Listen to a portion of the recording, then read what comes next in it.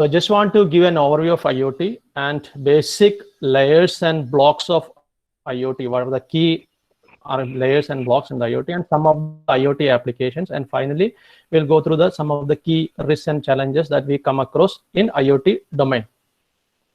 So before we start into the technical aspects, just want to give an overview how IoT was evolved. So basically, as you all know, IoT means Internet of Things. So these things can be anything, any device or any machine, that is a things.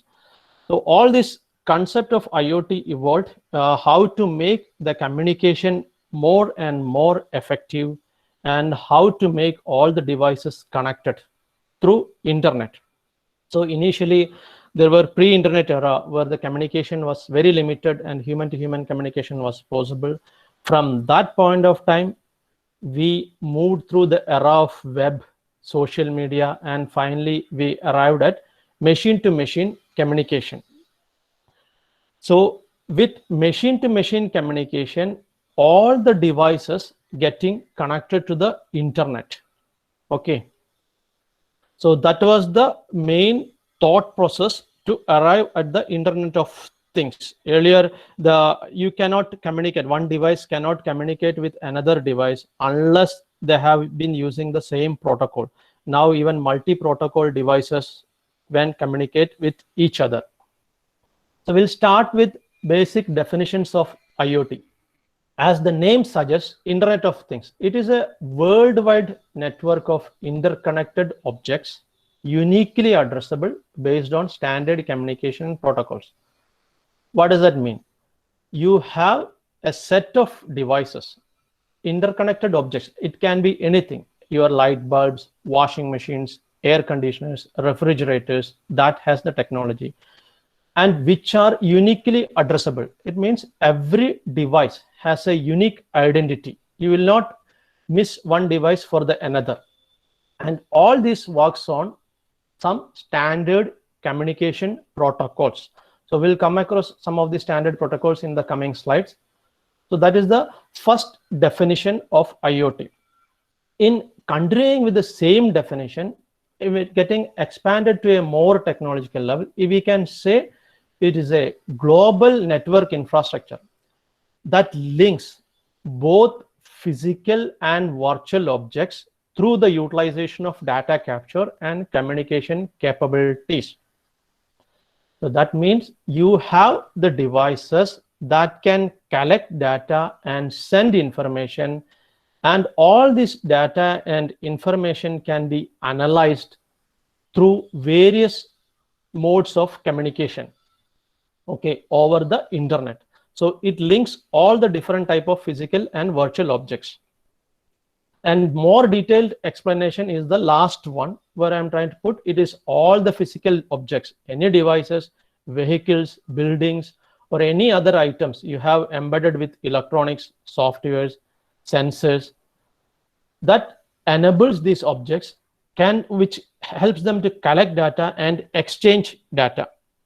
That is the basic definitions of IoT. Okay, so all these definitions keep in mind in the beginning of the presentation, so that we'll come across in detail going forward. I'll be coming across each and every aspects in the coming slides as well. So from a technical perspective, IoT is basically considered as in 4 layers. I'll start with the lowest layer, that is the sensing layer. So we all know, to get some information, like humans, we see something and we hear and we take our action based on that, what we see and what we hear, and our responses are based on that. Similarly, for machines to understand, you need to have a sensing layer. So these sensors, it can be motion, light, temperature sensors, humidity sensors, can be anything. So they sense the data. That forms the fundamentals of IoT. You get the data collected. Okay. After sensing, so you need to share this data. So you need to send this data to some place so that it can analyze what are the data is being shared. So in the communication layer of the IoT, we goes through that process. You have various devices that communicate with multi-protocol devices, collects the data, and share the data. Okay. By not only collecting and sensing the data, you need to process the data to make it meaningful. So that processing happens on the management layer, where all the analytics, all the business intelligence is handled. So this management layer spread over a cloud handles all the data, all the decision-making process, makes it as a logical representation also. And finally, the application layer, that is what is visible to all of us, the various application, beginning from home automation to retail, healthcare, aerospace, name it, whatever be the industry, you have various applications currently being utilized in the IoT space. So these are the key layers on the IoT. Okay. So if wanted to get into more technical, you can ask questions and we can respond to that. But I will continue with the coming slides on across all these building blocks and layers. So as I mentioned, we have the IoT devices can be broadly categorized as 3 different types.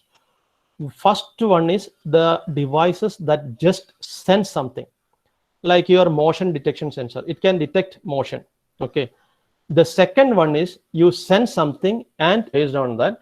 And the third type of device is that can do both. Okay. Sensing, detect an action, and can do both together. So the first type, wherever you want to implement IoT aspects, you need to have sensors or actuators. So actuators anyway, it's kind of, it's not sensor, actuator based on the electrical signal, you take an action. Okay, so it can be wired or wireless. And on the communication side, you have all the internet gateways and the data acquisition systems that collect the data and send over the internet. Okay, so all this has different type of devices. We call it as the building blocks. The first one is the end devices or nodes. Those are the devices or nodes you will see wherever IoT is implemented, visible physical devices. Gateways are those devices that collect information. Okay. And network connectivity, as you all know, how the communication protocol and how the devices communicate with each other. And finally, the applications. So when we, okay, if I am going pretty fast, Akhil or somebody, you can ask me to slow down. So usually I speak pretty fast. So that's why if you are not able to follow, you can interrupt.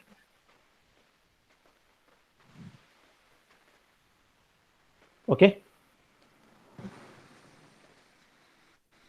So on the building blocks, we have, as I mentioned, we have sensors. So these sensors are used in all the areas. So it can, I put an image of a sensor that can detect motion, light, and humidity also. But sensors, there are different type of sensors. As I've been telling, you use based on the type of industry where you want to implement IoT. If it is a home, you need to have light sensors, motion sensors, and if you are using thermostat control devices, definitely temperature sensors. All these type of sensors are used based on the industry type and the implementation of the IoT. Objects are actual devices. I mean, it can be a switch or a plug or any devices that can control something. Tags, the normal tags that is used for tracking hospitals and any places where you detect a person's movement, location through the tags, like our Google Maps uses GPS to track yourself. So you have a smartwatch or something in your hand that can identify your location. So in the tags, right? The tags are being extensively used now in the current COVID situation scenarios. Some of the countries are implementing tags to the quarantined persons so that the government want to know the person is always in the quarantine. If he comes out of the quarantine or it's out of his home, so there are certain rules triggered and it will trigger alerts. So the tags are being extensively used now. And the actuators, I mentioned, the elements that can control, you trigger an action based on the electric impulse. You can trigger like a motors or a hydraulic system. All those things comes under the category of actuators. Okay. Now on the building blocks are the gateways or the data acquisition systems. So we have various type of building blocks like bridges. So in some of the scenarios, let's say we have different type of devices that communicate with different protocols.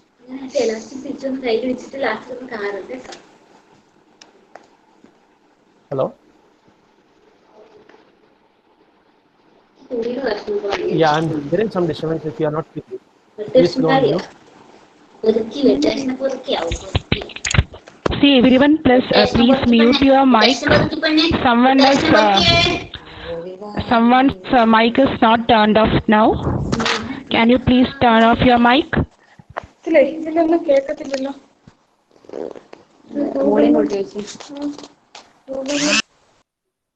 Okay. Am I audible now? Sir, yes, you can audible. Yes, sir. Yes, sir. Yeah. Okay. On the gateways or data acquisition system, the first thing is the bridge. So bridge, what as the name suggests, it's just it bridges. Let's assume that in our home you have mobile devices and it can communicate with Bluetooth, and you have Bluetooth supported mobile devices. So you communicate with Bluetooth, and some of the devices in your home understand Bluetooth. So Bluetooth, usually in IoT, it is Bluetooth Low Energy, BLE is being implemented. So these devices can understand, but some of the devices may not be able to understand what is coming in Wi-Fi mode of communication. So you need to have a bridge. So you need to send that information over internet to the cloud. So the bridge devices are being used for that purpose. And IoT readers or listeners are just, you listen for the IoT packet information, whatever coming across, and then you broadcast. Similarly, signal receivers and transceivers like remote control devices, there are specific type of switches that works on kinetic energy. You can trigger a specific action, like in industry areas, you want to switch on multiple lights with one press, or there is no usage of battery. You don't want to use battery, you use kinetic energy modes of switches. So the last one is a kind of transceiver, that's so that can receive and send signal also. Okay. Now on the building network side, I'm not going through all the protocols being used. I'll be going through some of the protocols only that are widely used. So these are Wi-Fi, Bluetooth, Zigbee, and LoRa. Okay, LoRa is long range communication. Okay, as in, all these protocols has its own advantages and disadvantages. Wi-Fi, faster communication, faster data rate, short and medium range it can support. When it becomes, but the problem with Wi-Fi is that power consumption is higher compared to Bluetooth or Zigbee. Okay. Bluetooth and Zigbee again are low range communication protocols with less data rate compared to Wi-Fi. Maybe Zigbee supports up to 250 kbps speed, but they are all using 2.4 gigahertz spectrum only. Range can reach up to 10 meter to 90 meter. Why? Because they work on a mesh based network. It is not just one device. It can form an intelligent mesh network of devices with Bluetooth and Zigbee. And LoRa is a WAN protocol, basically for long range device communications, where industry areas and all those places you use LoRa. Bluetooth anyway requires less bandwidth than Zigbee and has more radio frequency channels. but Bluetooth has around 79 radio channels, whereas Zigbee has 16. But there is not a uniform standard across IoT so far now. So people, based on the player who is providing this technology or the applications, the protocols being used will be different. So there is no standard norm as of now saying that, okay, you should use only this kind of protocol. So it can vary depending on the requirement. Every protocol has its own advantages and disadvantages. Mostly industry players go with the concept of less power consumption being used and the range it can achieve. Those two are the key aspects when they choose the protocol. Okay. Finally, the applications. So I'll go through different type of applications in the real life scenarios wherever it is being used. So you name any industry or any area, IoT is being extensively used, whether it is transport and logistics, utilities industries, or making your home smart, making the city smart, environmental analysis, agriculture, everywhere IoT is being extensively used. Okay. So that was a first level overview of IoT and the building blocks. So any questions so far? We can, Akhil, I'm not sure how it is being taken care, but you can ask questions, or questions wanted to be addressed in the later stage or now.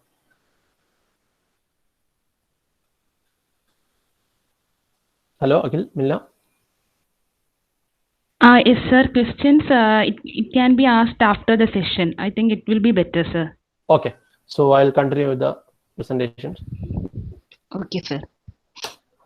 So IoT, as I've been telling, is used across domains. So whether it is building automation, you want to have smart cities, e-health or transportation, industry, remote monitoring, logistics, and smart metering. Anywhere there is a possibility of connecting to internet, any devices that can communicate to internet with whatever protocol it can communicate, we use IoT. So as I've been telling, right, Internet of Things. Things is anything. It is a physical object or a virtual object. Now I will come through some of the real life implementations of IoT. So let's start with home automation. So in home automation, widely it is being used for security purposes, lighting controls areas. So are you able to see? I hope all of you are seeing the slide. So where it is a intelligent lighting system. This is just not controlling the lighting or the devices in your home. You have various sensors placed across the home and also actuator devices. And using your mobile applications, you can control. That is, if you put that way. But what it has intelligence also, like you enter into, you have a specific pattern. You leave your home by 9 o'clock to college or work and come back by 6 o'clock. You have a specific pattern of switching off the lights, switching off fans or air conditions. So all these patterns, the sensors collect this data, send into the cloud, and it is being processed. Okay, so you have a specific pattern. You switch on the lights in a particular room around 7:30 in the evening. So that is a specific pattern. So the system can automatically trigger switching on the light at that time. And it will also assess your sleeping patterns based on the light sensors. When you switch off your lights, it can sense it, and based on that, your sleeping patterns are being analyzed. Even if you don't have to manually switch off the lights, it can trigger, the system will trigger. You can schedule certain operations, like you want to dim the light or make it warm or cool based on the ambience you want to set. All these aspects are taken care in the intelligent lighting aspect. So what you need to have is different sensors, different type of sensors that can detect motion, light, and in case of water heaters being used, you have thermostat, temperature control sensors that can detect the water temperature level and trigger, okay, water need to be heated up, so you need to switch on the water heater. So you usually go to bath at 6:30 in the morning, so by 6 o'clock the sensor automatically can check, okay, the water temperature level and trigger switch on or switch off the water heater. So that way it becomes a complete smart home. You are becoming smart. We have sensors. With sensors you control, you get the data that getting into the cloud, intelligence is being added. So with more intelligence, all these devices become more and more smarter, and you become getting into a intelligent smart home. Okay, so I hope this makes clear as a home automation application. Not okay, and this again on the home lighting, there are other aspects also. I just put on the focus on the lighting side, so that is easy to follow and understand how we are being used. But other aspect like where it is currently being widely used, you have mobile application. With your mobile application, you can control your entire home, whether it is opening the gates. Gates are becoming remotely controlled gates. So your devices inside the home, switching on ACs, switching on TVs, all these aspects you can control. Not only controlling, when IoT is implemented in a full-fledged manner, with the intelligence, it get too much data and too much processing of the data is being done with the cloud backend server. And that information is fed across all the devices in your home, so that you have as I mentioned, based on the pattern, the devices operate. So for all those things, there are backend, like I was telling in the earlier slide, the management layer, there is a huge data analytics engine and so much millions of databytes being processed from the raw data to a intelligent system, so that the intelligent system can understand. And also with the plugs, with this electrical plugs and switches becoming smart, you control energy usage levels. You get a view of how is the energy being utilized in your home, power consumption, the specific power consumption patterns. A weekend, people go out, there is not much usage of electricity. You can control, switch off automatically, the system can trigger that. So there are many areas the way it is being implemented based on the type of devices or the sensors you place. Okay, here also in the lamp side also there are now there are lamps that can detect human presence also, like normal light bulbs, it can detect presence. The bulbs with sensors that can detect presence. So based on that, you don't need a separate sensor. It can detect a person, and also it can locate a person. So like the GPS, like GPS location. So it will not be exact location, it will be just a it will just say proximity, this person is around me. So the bulb can detect there is someone around that bulb, and it can trigger an action also based on that. Okay, now in the widely used aspect is retail. So in the retail industry, for every aspect of shopping, so there are IoT sensors and devices being deployed and utilized. So you are entering to any grocery shop, let's say any grocery or supermarket you enter, you have scanners being placed on the doors, so it will detect, okay, so what are the things you are carrying inside and what is there. All the devices, the sensors can detect it. So the goods, whatever the tracks, I mean the racks, wherever the goods are being placed, there are specific tags. So you can get an information pattern, all the device, there are with the tags and the devices, it will give an information what type of device it is, or a if it's a vegetable, you can go to that vegetable section based on that. And also there are advanced devices, it can give an overview, okay, on the any type of electrical device, give an introduction about the device, what is its features, what all it is being used for. Those type of information it can provide.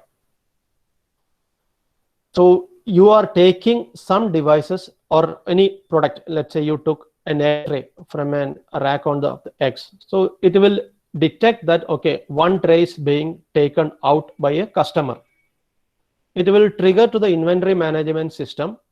So you have taken one from the shopping list and it has to be replaced.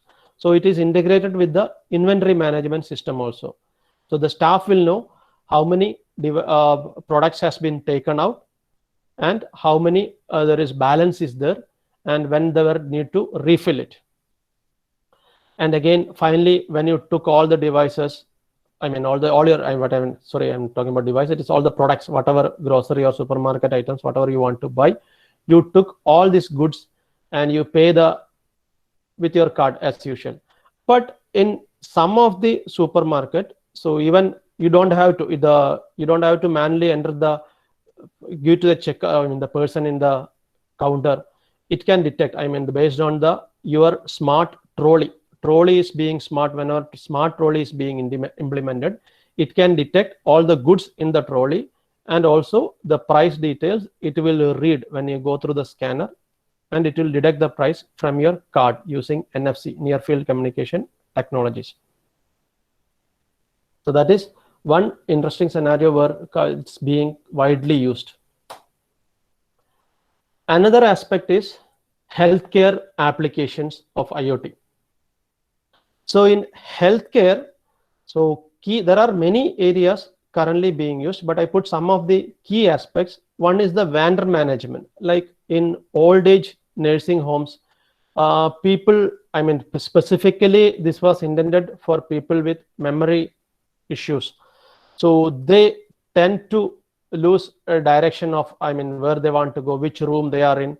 So this vendor management technology was extensively used for such kind of patients. So you have a tag, it can detect the presence of the person, where he is moving, and if he is lost and if he need help, it will be communicated. So all this, as I mentioned, IoT, the key aspect is every device communicate with each and every other device, and also the data processing happens parallelly. So if an alert has to be triggered to a nursing station, it can trigger that. And on the infant security, there were some specific cases. Usually you might have seen the babies, newborn babies have a tag attached to them. So these tags are being implemented as smart tags now. So some of the hospitals in Australia and New Zealand has already implemented. The business case scenario was that babies were being misplaced, or I mean, to avoid that, they were using this infant security tags. So with that, the baby will be in the close proximity of the mother, or if it is in neonatal wards, you have that information, which baby, whose baby is that. And if the baby is being taken out, nurse will get an information, the baby is being taken down. So it is being tracked. Basically, everything is tracked. Now for assets like hospital equipments, surgical devices, or any devices or medicines, you have specific assets tags that will enable to track those devices. And then the personal and patient tracking, like I was mentioning on the vendor management, similar type of tracking from a personal or patient perspective. And another aspect, the key scenario becoming more and more critical even in the current COVID scenario, is the hand hygiene compliance. You have hand sanitizers placed. Okay, so there are sensors to detect when a person is entering. There is a sensor on the door and also on the hand hygiene device, I mean sanitizer device. So it can ensure that the person is compliant, that he uses the sanitizer. So but it takes the count and the motion also, and on the usage pattern. And finally, the patient flow management, where you check into a hospital, you register as a first-time visitor, your information is being tracked, which doctors you want to take the appointment, that is being stored into the database, and also how which all you whether went to pharmacy, and till you check out of the hospital, the patient flow is being managed. So all these things with mobile applications and as well as web-based applications. Another application is remote health monitoring. So you are a person with a specific disease, or let's say heart cardiac issues. So you have sensors or the smart tags. Even your shoes are enabled with smart sensors that can detect motion. Your pulse rate is being monitored. Your heart and respiratory rate are monitored, and your location also. So any scenario happens, any worst case scenario happens, you got a cardiac issues or you're not able to move forward, it will trigger the communication. So wherever predefined, what is predefined in the system, you want to notify the family or emergency or the doctor. And also it, as I mentioned, it has intelligence also involved in that. So based on the response or the pattern of issue, it will automatically take its own action. Like it sends something, and if you want to control or initiate an action, it will do that as well. These sensors can trigger that action will be informing emergency or the family or the clinician, like nurses or doctors. So based on that, the correct intervention happens. You give the information at the right time, and also the intervention happens at the right moment. Now other area is agriculture. Okay, so agriculture applications, it is again, you place soil moisture sensors, temperature or humidity sensors around your farm. So assume that you have a soil sensor. It will detect, okay, the land is wet or not. So it will send that information. I'm talking about the different layers. Okay, first level, it will send information that the land is not wet to the farmer. So usually what happens, the farmer has to wet the land. But why should the farmer go there in person? So share that information, do something, initiate an action. So with that sensor, the land is not wet. So sprinkler system comes into picture, so indicate that you need to have water has to be sprayed. Okay, that is the second level. So you sense it, trigger an action, sprinkle, you need to sprinkle and make it water has to be given. What the next level is, with the cloud implementation, the data already, okay, you farmers, the sensor detect it, the land is not wet, that information is shared to the cloud, and also since it is connected to the internet, it has information about the weather also. So it will know, okay, if it is going to rain today, is there any prediction for raining, or what is going to be the weather? So if it is going to rain, let's say if it is going to rain as per the prediction, weather prediction, it says it is going to rain in the next 2 hours, it will trigger a command for the sensor or the sprinkler device that not to spray water now, just wait for 2 more hours, nothing. So it can take that action. So that way it becomes more and more intelligent, because farmer need not be present in his farm all the time, so it can detect. So I'm just saying only the agricultural area of that aspect. So it will, when it becomes integrated with other side of the things, the potential becomes increases and the scope also increases. So this just from the agricultural perspective. And also if it is greenhouse, I mean, like you can track how is the crop, it is growing, all these aspects, wind speed, any crop that has specific requirements or impact on the wind, all those things are censored and controlled. And also action is triggered based on that. And the advantage here, what you see from a normal application is that communicating with the internet, all those devices, since it communicates with the internet, it becomes more and more smarter. And also this data is being always stored into the cloud, and everybody whoever access to this system can see, okay, these are the specific pattern of an year, this is the pattern of crops are coming out, this is the pattern when it rains. All those aspects are captured. Now in traffic management, so okay, if people who are using Google Maps might have seen, okay, Google triggers a notification saying that, okay, based on your pattern to travel to office or workplace or home, it will say, okay, you have a traffic congestion in so and so areas. Similar manner, this IoT devices, it is the same thing. Anyway, Google based works on GPS, but here it works on multiple protocols. You have the gateway devices that controls traffic and initiate signal system, and also it stores all this data into the traffic management controller server. So these devices, based on this communication, you place, okay, you can take an action or decision based on how you want to travel. You have roadside sensors, in-road sensors, monitoring sensors, different type of sensors, camera devices will be placed. And all these devices may be different technologies. Maybe some works on cellular technologies, 3G or 4G, some on Wi-Fi, some on Bluetooth, depending on the type of devices.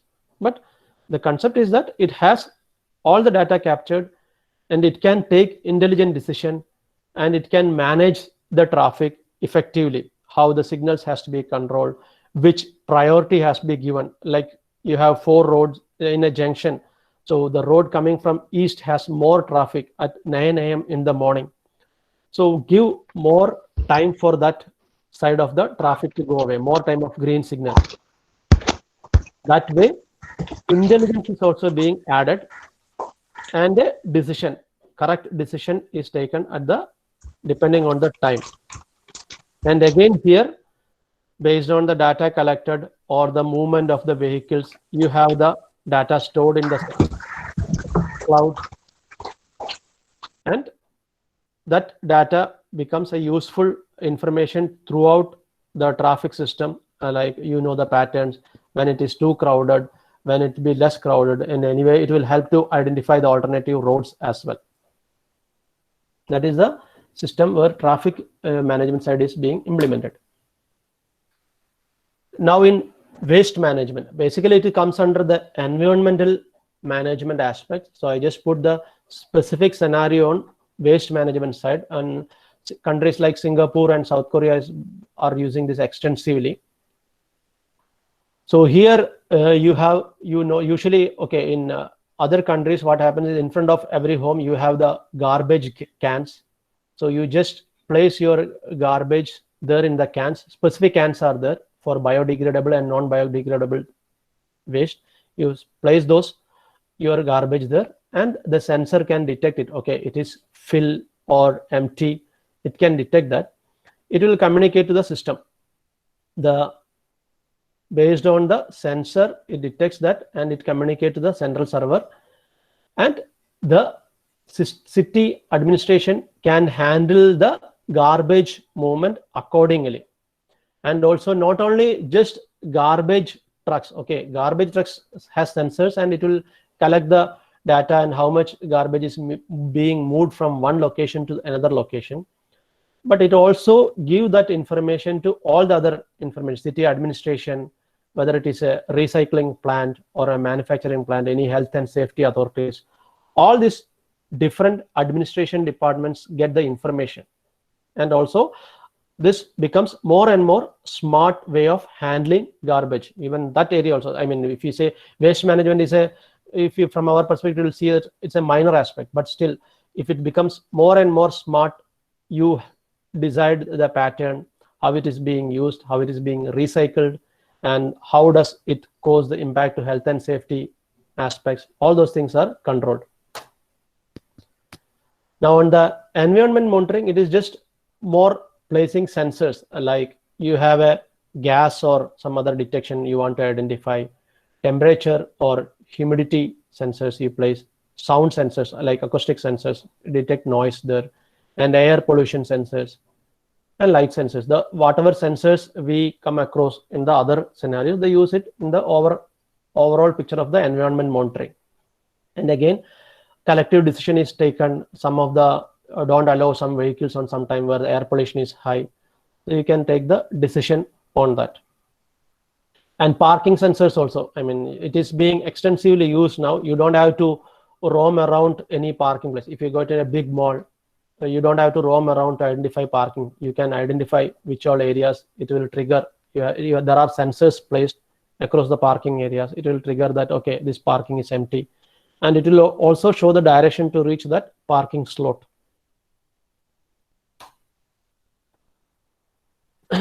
Now on the education aspect. Okay, so education, when you talk about education, so I just taken a scenario. It is a real life scenario where it is being implemented, where it is a smart school system. Everything is completely implemented from the time the student or the staff leaves to school. So that from the transportation, whether it is being transportation, it is being tracked, the time taken to reach the school on a particular day or a particular period, it identifies, it stores that information. The building is controlled. Building in the sense you have the lighting, cameras, everything is controlled with the sensors and the devices. In health issues, you have associated any student as having health issues, that information is tracked. Classrooms becomes more smarter with the IoT deployment. The labs become smarter and your student activities also being tracked.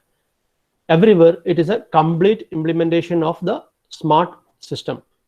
That means more intelligence and more decision, I mean more decision power, in the sense how to making the decision at the right time. And also you have the project management support, like assignments are given, you can update normal process. I mean, you connect through the internet and you give the details. Everything is connected. Finally, all this getting implemented, all these different IoT aspects implemented at a city level, we call it as a smart city. Like you have the traffic management implemented with proper sensors and the application. You have the public safety aspects through the cameras, the shopping aspect, retails, as I mentioned, the buildings, street lights triggering on sensors and the movements and the light ambience. Even when I say ambience, you don't have to wait. I mean, if it is a cloudy day by 6 o'clock, usually you schedule the lights to turn on at 6:30 in the evening. But you have a light sensor and ambient sensor. It detects that environment is too cloudy and very dark by evening 5:30 itself. So it can switch on the lights. The street lights getting switched on automatically.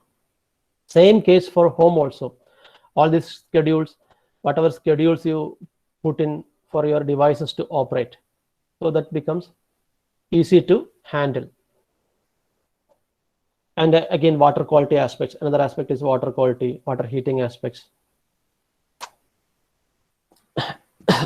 Okay, so with all those, I mean, I haven't gone through all the use case scenarios.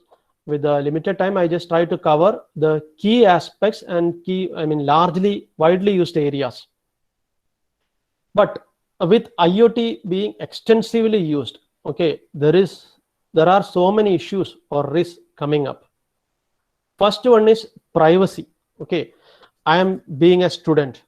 My information is already stored in internet. Why should I share about my patterns, specific patterns of learning, specific patterns of movement over internet? So it becomes a privacy concern to me. There is also security aspect. Somebody getting into the internet can get your details from there. So ethical hacker or non-ethical hacker, whatever it may be, you stores the information, access your camera, your home security, your devices connected into your home. He gets a view of your home. So there is a security threat. But most of the devices uses encryption methodologies and all the security aspects, but still security is a large concern in the current IoT implementation methodologies. Next one is the technological standardizations. As I had mentioned earlier, you have different protocols being used, like Bluetooth, Wi-Fi, Zigbee, LoRa, many protocols. So there is no standard actually. Like your refrigerator in your home may be communicating in Zigbee protocol, or washing machine, maybe Wi-Fi. It can understand Wi-Fi. So there is no standardization. So you need to have bridges or the gateway devices for all this becomes communicate with each other. Next aspect is scalability. So how to extend the system? I mean, how much volume of data the system can handle.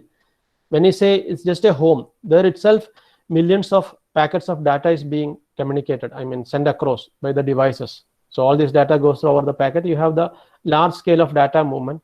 How to analyze that? Analytics engine has to be strong. All this comes under the scalability aspect. Same thing, data volumes and interpretation is an extends. I mean, if you get into more into details of scalability, this data volumes and interpretation comes, the large scale of data volume and how to analyze them with analytics engine. And again, interoperability, multiple devices, different type of devices, how they will communicate or operate with each other. The environmental impact, okay. And legal or other compliances are the aspects. So environmental impact, this battery usage, heavy consumption of batteries are there with most of the tags or the devices that I was mentioning, either whether it is coin cell batteries or triple cell batteries, because the idea is that low power consumption. So most of them uses coin cell batteries for these devices to operate. It causes an environmental impact as well. Okay, so that is all I just want to talk about today on the IoT. Now we can get into the question answer session. Thank you, sir. So if anyone is having some questions or queries related to today's presentation, you can ask it now, or you can message to the questions in the chat box. I have a question. Okay. It's of three parts. One, the security measures. How do you handle? How can we come up with a solution for the security of the data which you transmit and receive? So I already mentioned that it's you are using encryption or decryption method. But Okay. I just want to. Is there a chance that it will hack, as you already told in the session? It can be attacked by people who are really waiting to see the data transmission. And the second question is, I just want to know the health of concerns, like if people start using the IoT everywhere, like in the devices or in the vehicles or in the house or a smart city even. So, how does it affect the human health as a whole? Okay. To consider the implementation of IoT. Okay. And another thing, how is the data handled in the case of emergency situation using IoT? Like if you have an emergency situation, it has to be handled very severely and very seriously without lack of time. So Okay. in that case, how do you handle the data and process and reciprocate to the situation? How do you tackle the situation? So these are the three questions which I have. Okay. So first question regarding the security aspect. Okay. In Internet IoT of things, right? So basically the way they implement security is at different layers. First is on the device level. So you have a device level encryption. And there is a network level encryption, usually using 128 AES encryption keys. Most of the standard, the companies who use us, right? They provide this 128 AES encryption. So the device communicate with these security keys. Like as I mentioned earlier, you have a uniquely addressable device. So that device, with the device encryption, you just get that packet information from the specific device, so that only intended listener or the gateway or the bridge device can receive that information. So the handshake happens. And also the protocol being used, like HTTPS or whatever protocol it is being used, that security level is handled. Why? How to hack? I mean, there is always possibility. You cannot say any system is secure. Even whatever system you say we believe to be secure were hacked. So there is always a probability that somebody who is in there, if he want to get into the system, he can get into the system. There is always possibility, whatever security layers you follow and approach. But currently, people believe that, okay, it is secure. Okay, I'll tell you one example. Like, there are some Trojans, I mean, intentionally or unintentionally, people get into that. When you visit a site or website, you get into some applications being installed without your knowledge. Such applications are called as Trojans. So these Trojans can perform some actions without your knowledge in the backend. You might be knowing it. I mean, turning on the camera, microphone of your laptop or the system. So you can hack. I mean, that is a way of hacking. Similar way, security aspects, you can get into that. Okay, I hope that address the first question. The second question is regarding health concerns, right? So on the health aspect, you are using these tags or whatever tags. So there are electromagnetic. The issue is that electromagnetic sensors. So how it impacts the body. So all these things has to undergo certain certifications. There are many not hazardous object certification category, the CE certification. It has to go through different certifications. So all these certifications ensures that this device doesn't cause any harm to human or living beings or wherever it is being used. Okay. So it is based on the standards, specific standards and compliances across that health aspects, health and security, hazards, non-hazard object, all those things comes into picture there. And finally, on an emergency scenario, how is the data being handled? So as I was mentioning, right, health monitoring scenario, you have the monitors placed in your body, like your hand, you have a smartwatch, it can trigger your pulse rate, or also it can detect your movements. To have the system effective, you need to be you need to have the correct sensors and correct tracking devices placed across your area, so that the time taken, let's say you trigger an alert, I mean, I'm pressing SOS, I'm having a problem, emergency, I need to get an immediate medical attention. So that data is being sent very fast to the nearest aggregator or the cloud or the gateway device that sends that information to the cloud. So it processes that information and identifies the location and immediately triggers that information for take an action, like need an ambulance immediately, medical emergency. So that way, all these things happens in microseconds. All these analytics, there are very intelligent analytics engines that can handle millions of data pieces of information in microseconds with the intelligent algorithms. So all this communicates and immediately take action. But like you questioned it, I mean, the thing is that to be effective, all these things has to be properly connected and reachable. Otherwise, the system will not become useful. I mean, the person comes raising the alert and it takes around 10 minutes or 15 minutes to reach his position. So it will be always nearest, closest position to that person has to take an action, or the hospital. That way it was. I hope I addressed all your questions. Excuse me, sir. One question that came in the chat box was, how can we ensure no one is hacking our IoT system? Yeah, that is the same thing. I mean, the previous question also, right? Data security aspect. Like you use different technologies or the encryption methodologies. Devices, you use device encryption, 128 AES encryption, or there are different encryption methodologies, and also HTTPS communication for Wi-Fi.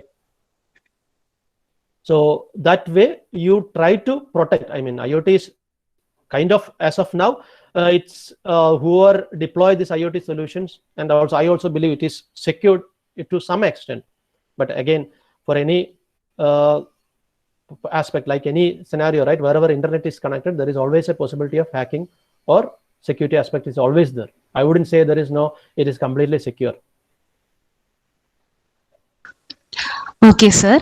Next question is, how to apply IoT concept in a lab? Okay.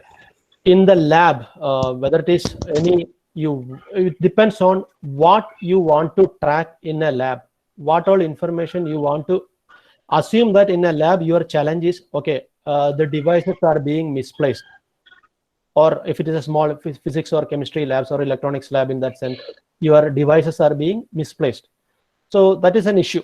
So how do you address with IoT? You place tags or sensors, attach these devices with the tags and sensors. All those information are stored in your system. When the movement happens, and specifically, you can track where this device is being taken. And again, to become it more smart, you attach the same type of tracking. You have a listener device on the individual persons also, like person's mobile phone. Like I'm going to a device, electronic device, and I take it out of it. So the system knows that it is me. Ragesh has taken this device from this place, and it is with Ragesh.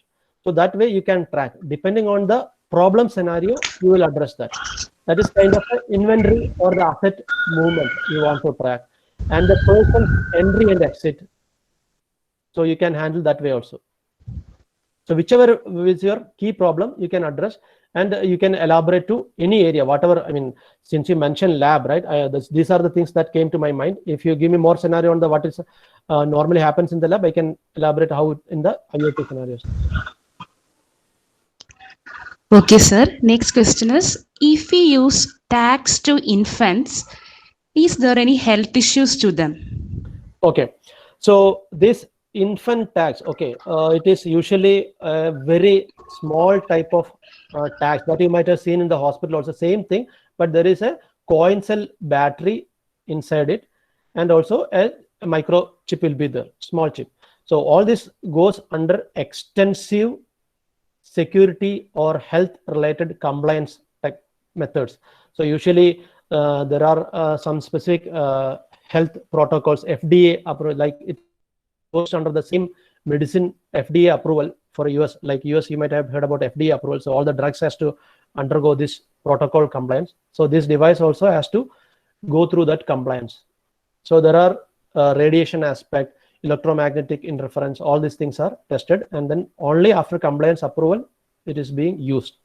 It is extensively used in hospitals. In New Zealand, a couple of hospitals are using. Australia, there are hospitals being used for infants. Okay, sir. Next question is, since IoT consumes a lot of energy, is it practical to use in an underdeveloped or developing country? Yeah, that is a good question actually. Basically, you need to have the supporting system to place everywhere. But still, you say, why to wait to be completely developed? We can use it in smaller areas also, right? Like I can make one of my rooms smarter. I place sensors inside the room, trigger, switch on the lights based on that movement. Energy savings can happen. It need not be a developed country. We can implement everywhere with the available devices and the sensors. Okay, sir. Any more questions? I'll share the Okay. presentation to Akhil, so you can get the presentation also. I'll share that. to Okay, Akhil. sir. Okay, okay. Agil, sir, shall we wind up the session? Agil, sir. Okay. Now I request Ajan, sir, Assistant Professor, UC College, to deliver vote of thanks. Ajan, sir. Yeah. Okay. Hi Rajesh. It was a wonderful session, and I think it was a basic session. People could get information, gather information, how it is working, and why we should use IoT in the real world.